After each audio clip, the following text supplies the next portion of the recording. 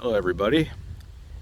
It's a very brisk Sunday, about 55 degrees here, and if you expect me to say Fort Wayne, Indiana, you would be wrong. I decided to get in the car and just go drive. Headed east to a small city called New Haven, which sits just outside Fort Wayne city limits. Got in there and kept driving and got on a road, didn't know where I was going to go, and all of a sudden I saw a sign that says, "Hey, turn here for a park." I was like, all right, I'll do that. I'm at Jefferson Township Park. I've never been here before. Looking around here, a whole lot of nothing, but those buildings back there, looks like an old, maybe event center sort of arrangement. I saw signs for quilt shows and craft shows and things like that. I think the good old Indiana country stuff going on, Midwestern flair. Very hospitable, friendly. This caught my eye. I went to the restroom before I started shooting the video, and I happened to see this building. This is pretty cool. I'm going to check this out. It's a StarQuest Observatory, Fort Wayne Astronomical Society. Oh, look at this.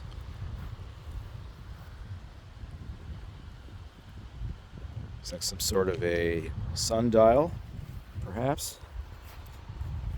Yeah.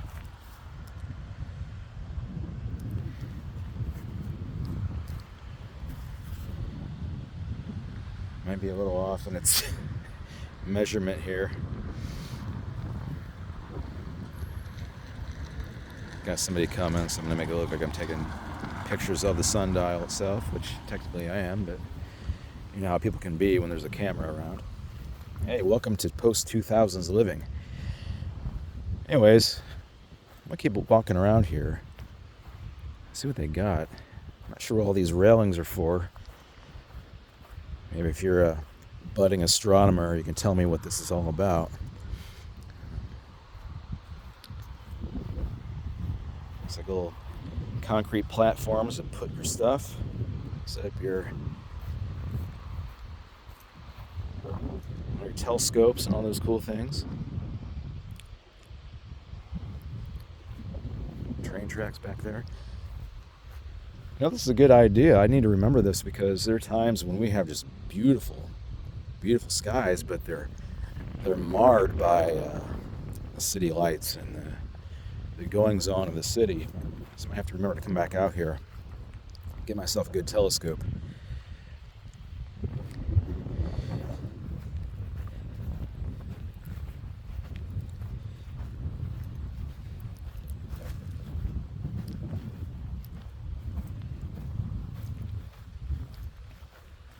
You know, the last video I made, which was yesterday, I'm scraping around to find news for the WNBA. And it happened to come down to the coaching carousel. And it makes sense. It's off season. You want to make some changes to your team, make it better.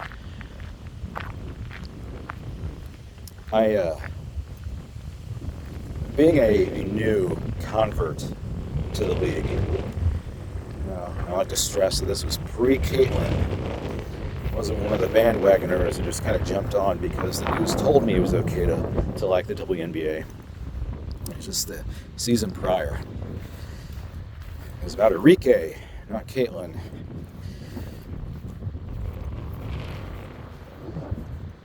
But today I was not really getting involved with the decoration in the house, but my wife was painting something on the dinner table, and she wasn't using a lot of protection to keep the paint off the table. So I said, "Hey, do you want to get some newspapers?" She goes, "Sure."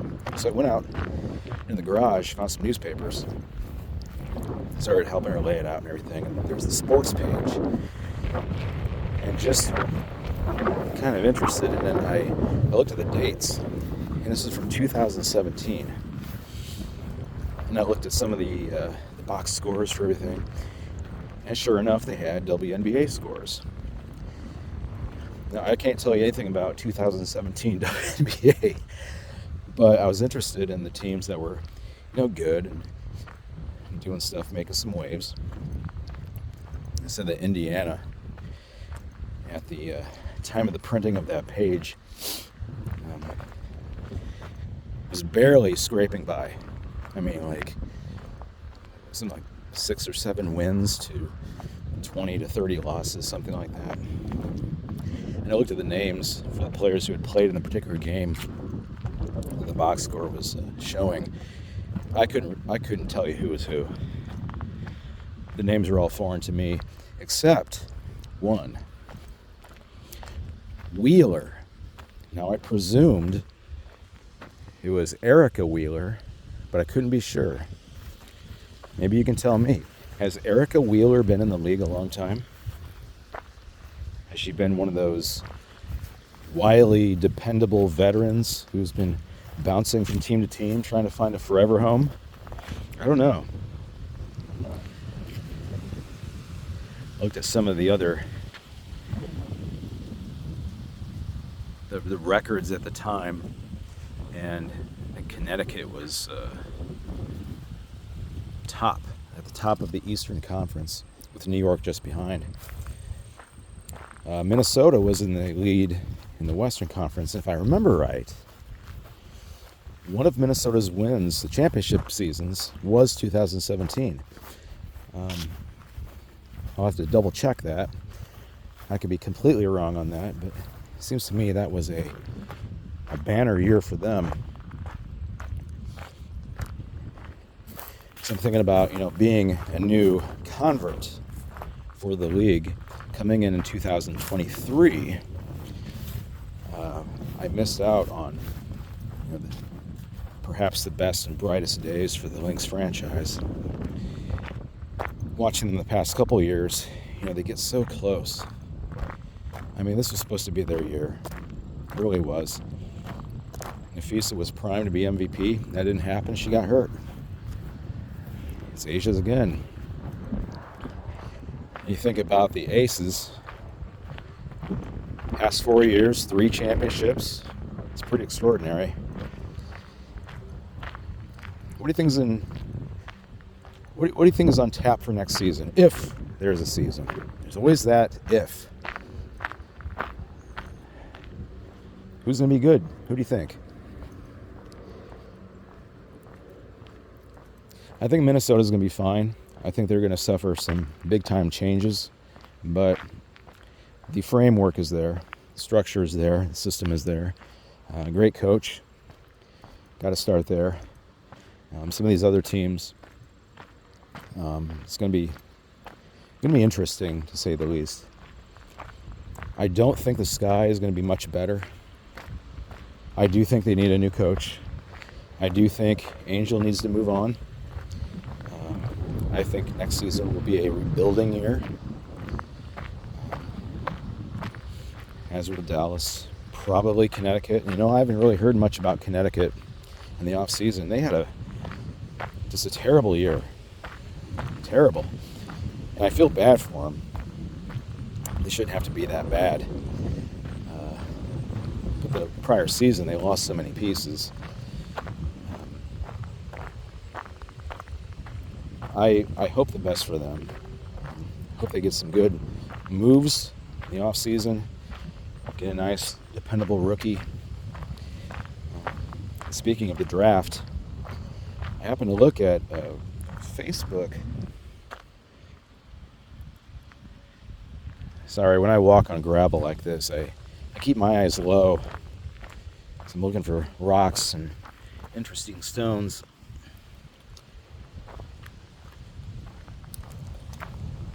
I'm a rock hound. I mentioned that before. I was looking at a list of the draft order, and for some reason, they had Minnesota number 2. I wasn't aware of that. I didn't think they were picking second pick. Apparently they do, according to the list that I saw. The familiar names were up there. Oren Betts, Azzy Fudd, the usual suspects. Where they go, I don't know. I like the idea of Lauren Betts going to the Lynx. I think that's a good pickup. Again, I want more strength under the rim. Nafisa can't do it all. She's prone to injury. Hell, that final play against Phoenix, and she made a big deal of that. Alyssa Thomas cleanly took the ball. She crumbles down, twists her ankle. There really isn't a story there, but it became a story. I think she's overworked. Nafisa, I think she's great. She really is. She is a perennial MVP in my book. But man, as star-studded as the Lynx are, they just don't have it under the rim. And I think that's why, if you go back to the very first episode I put out there, the title of it was, or is, Jessica Shepard is my spirit animal. And the reason why is because I was impressed with what she was doing. She was getting under the rim, scrapping it up, doing things the other players couldn't seem to manage. And I looked at her as being a bit of an anomaly versus other players in the league. You watch them drive with the ball, they approach the rim, and they crumble. They wildly flail and flop, and sometimes the ball goes in, sometimes it doesn't. But she would take some hard hits. A lot like Alana Smith, also the Lynx. But I like the way that Shepard maintains composure, because you have to do that under the rim. You can't just you can't go up for a layup and then go ragdoll. It doesn't make sense. So someone like Lauren Betts, who has some thickness to her, some power, some size, I'd like that to be used to the Lynx's benefit, but I don't know. So I'm kind of walking around here in the back part of this so-called park. Why there are people living here in trailer parks or trailers, I don't know. Not much going on back here. This is all farmland.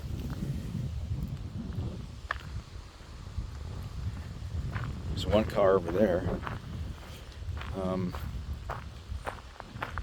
gonna head back up to where I parked. So irrespective of how my preferred team does, there are certain teams I'd like to see do a lot better. If for no other reason than I feel sorry for them. Dallas started very slow, and in one of my earliest episodes, I did mention, you know what, they'll be back. They'll be fine. How can you lose with Paige and Enrique on the same team? Well, they found a way. And if you look at the coaching carousel, I think the coach's name was Klanis. I believe he's the one I'm thinking of. It was for Dallas. I read an article about basically what Dallas had gone through. And they're saying that he just wasn't cut out to be a coach. Like he didn't want the job, or he didn't feel comfortable taking on the role as coach. My question is this: when do you figure that out? When do you say openly, you know what, this isn't working for me, I resign? But he lasted the whole season. At what point do you look at your record and you say, there's a problem here. We have a wonderful veteran in Enrique. We have a transcendent young star rookie in Paige. We have some really solid support pieces. We should be a lot better. And then you think, well, what's the coach doing? Oh, by the way, the coach doesn't want to do this. Apparently. Coach doesn't feel too comfortable being a, coach. So they got rid of him. And they bring in somebody new. It just boggles my mind. not to get off on an NFL rant here, but my team is the Miami Dolphins. I first liked them in 1984. I probably already told the story. I won't do it again. But they haven't been good in my mind. I mean, consistently, reliably good since the mid-90s, which coincides with the end of Dan Marino's career. Since then, they've had more quarterbacks than I could really ever expect, at least for a team that is legendary and historic. Some prominent records in the record book. They just keep failing. They fail and they fail and they fail. They switch out quarterbacks, doesn't work. Switch out coaches, doesn't work. What does it take? What does it take to win in the NFL? Well, you got 32 teams. Right now, Miami is the 31st on the power rankings list. Better only than the hapless New York Jets, whom I have never known to be good. And I'm an old guy. I'm not some young spring chicken. My knowledge of football goes back to the 80s. The Jets have never really been consistently good in my lifetime. Same with the Browns. Coincidentally, I don't like either one of those teams. In fact, I hate both of them. And I will give a slight passive apology to the fine people of Cleveland, Ohio. I do trash your teams. Doesn't mean I hate you. I just want to make that clear. I have been to Cleveland. It was not a bad experience. But if you ask me to watch your stupid teams play, I will tell you no. I will do so with pride as well. But back to Miami. They are a franchise. They are a team, an organization that needs an entire reboot. And they tried doing that within the past 20 years or so. But what they chose to do was say, all right, we're going to sell our team to any celebrity with cash. If you're a celebrity and you have some connection to this particular area, go ahead, give us some money, we'll let you be owner. That's what they did. If I remember right, names like Jimmy Buffett. And I even think there was a connection to J-Lo, Jennifer Lopez, but I could be wrong on that. She, at least back then, did have a house in the Miami area. I have no idea what all this stuff is. Looks like fencing. Scrap metal. I don't know. A lot of junk. Getting closer to my car, kind of end this thought on how the Miami Dolphins kind of connect to what's going on in the WNBA. And really any league out there that has a team that hasn't done a damn thing in a long, long time. Looks like somebody's been shooting out here. Some bullet casings. Guess I'll have to keep my eye out. But when I think about Connecticut, think about Dallas, Chicago, how much of the issue of them being just not very good, the result of players and not organization? Is it coach, or is it just the team itself? Who's running the show? Is it management, upper management? Is it the direct head coach? Is it poor culture? Is it just bad chemistry amongst players? If you look at Minnesota, yeah, they ended on a very disappointing note, but I think the best part about that team is that their chemistry is incredible. They get along. They behave as if they belong together. I can't say that about every team I see. It doesn't matter what league it is. I can go right home right now and turn on the games that are playing, and I'll be able to see which teams have good chemistry and which don't. Same with basketball, the NBA. Who plays well together? Who's just kind of thrown together in some vain attempt at being a super team? Things like that.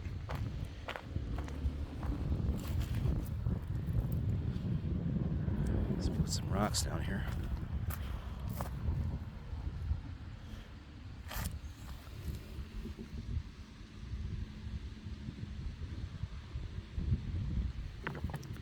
Not sure what the purpose is. Oh, save for Mark.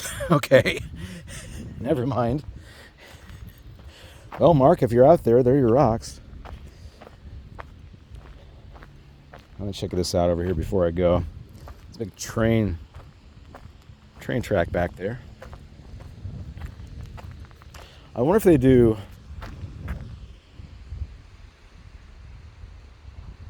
it's all mud. Grandstands. I wonder if they do like tractor pulls, things like that over here. Wouldn't be surprised. This is the area for it. There's a little barn over here. Kind of cute.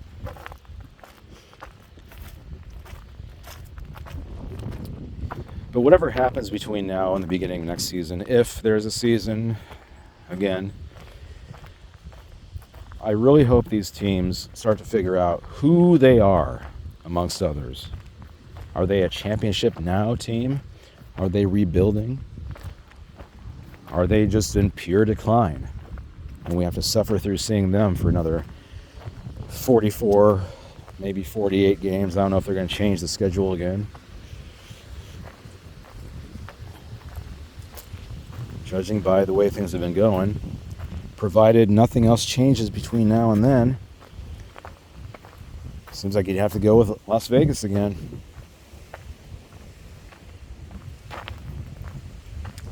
Hate saying it, but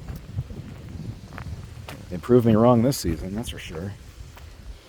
Minnesota should be good, but I don't know if they're reliable. They are a good team, but man, they're prone to losing to teams that have just greater grit, greater desire to win.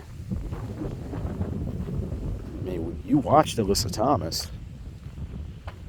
She was basically to the Lynx what Asia was to the Mercury. The team with the player that had the biggest chip on their shoulder won the series for them.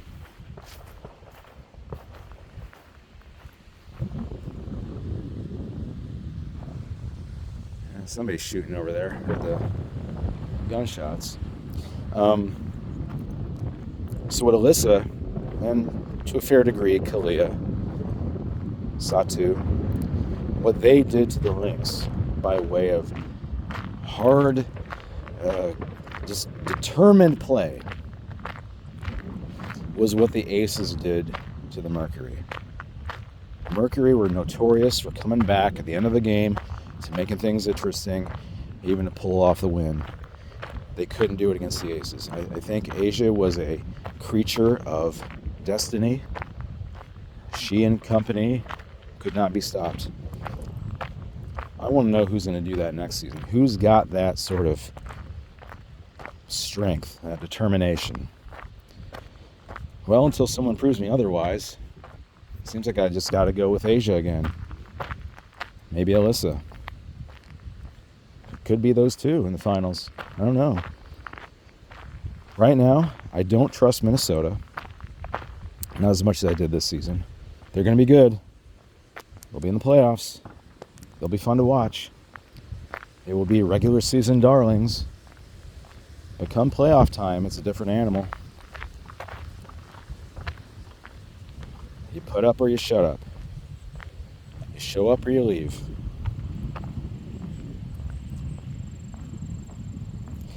I think the most captivating team next season will probably be Indiana, because of everything I've said so far about Kelsey Mitchell. Caitlin resumes her position, provided she comes back. Kelsey goes to number 2. Aaliyah's number 3. And the rest of the team kind of hover around behind them. Stephanie White should have been coach of the year. She'll be good again. Dependable. Sort of coach I'd want to have if I didn't have Cheryl Reeve.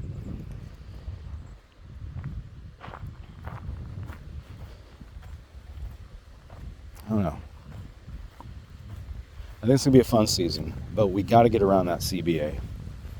Ladies, accept the deal, move on. You have time to get it right later on. I'm going to start swinging. I haven't swung in a long time.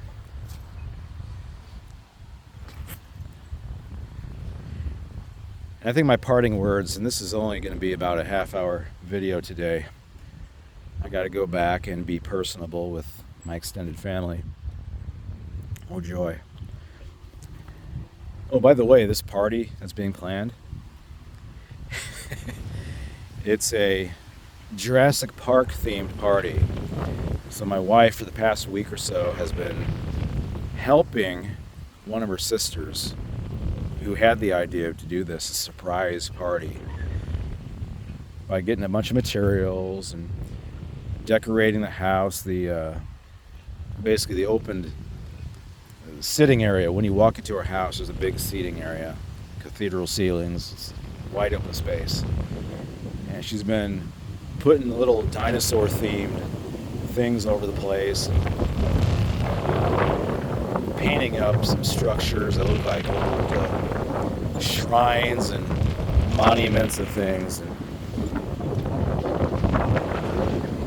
she's been having fun with it, but I can tell it's kind of weighing heavy on her. And I try to tell her, look, if you didn't come up with this idea, you have to keep your responsibilities fair. Don't take it over if it's someone else's idea. So today, at around 10:30 or so, a couple of my sisters-in-law came over, and they started helping her finish up the place. You know, I'm just kind of hanging around doing my own thing. I was working on some work for my degree. And that's when I decided, you know what, I'm going to get out of here for a while. But the reason I'm bringing this up is it's okay to get into things that are, you know, kind of meant for a younger crowd.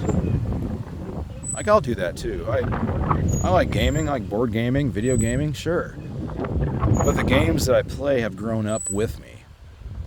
I'm not sitting around playing Monopoly all day, or Sorry, or Life, or Clue. I'm playing the ones that are more meant for adult thinking and cognition and strategy and tactical sort of processing in our minds. But this party, when you look at how they're treating it, the way they're adorning our house with all these, I mean, it looks like a little museum of tropish dinosaur park sort of things. You'd think there'd be a kid involved, but there's not. This is a surprise birthday party for someone who is, mid-30s now. And don't get me wrong, I care about them all. I'm not trying to disparage them, but if you keep things in perspective, this is a lot of effort for a child. And there isn't anybody in my wife's family, none of her siblings had kids. She's got an older brother, 2 younger sisters. There are some relationships that are present, but none of them got a kid. None of them started their own legitimate family in the term of, okay, you find someone, you fall in love, you get married, you start a family, the natural cycle. None of them did that. Neither did we. Mainly because of my wife, but not so much guilt goes to her for that, because I wanted to do what was best for us, and I made up for that by getting into education as a career path. And if you're a guy listening to this and you have some sort of latent fatherly inclination, that protective spirit, but you never have a kid or had a kid, you make up for it in other ways. Maybe you volunteer, maybe you work at a school, maybe you do things that kind of get that sort of energy out, and that's what I did.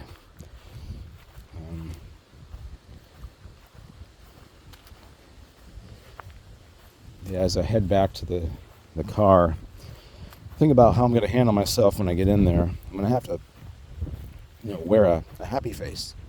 And I don't really want to. Because if you think about it, if you have an idea for a party, but you don't even have your own place, you still live with your mother, and you expect your elder sister to take care of everything, you're the one with the problem. But I'm the outsider in the family.